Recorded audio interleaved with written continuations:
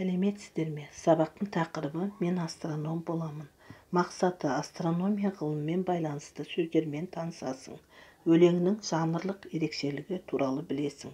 Өз ойыңмен бөліс, суретке қара, ғаламшарлардың атауларын еске түсір.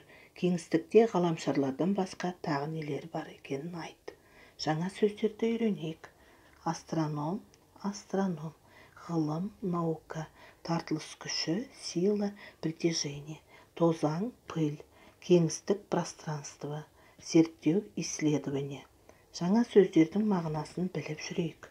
Ғаламшарлардың әлемі орналасқан аймағы, кеңістік. Ғаламшарларды зерттейтін адам, астроном. Ғаламшарлардың айналасында болатын ұсақ денелер, тозаң.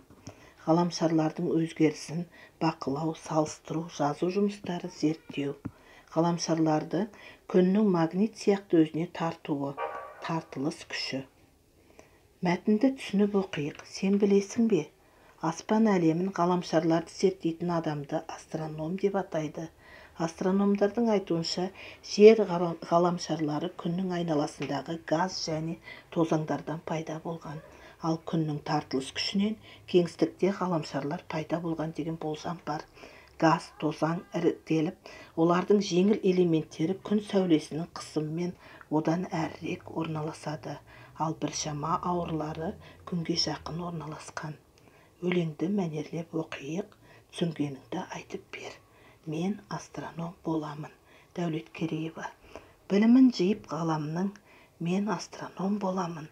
Ғаламшарлар әлемін зерттеу менің қалауым. Білімін жиып ғаламның, мен астроном боламын.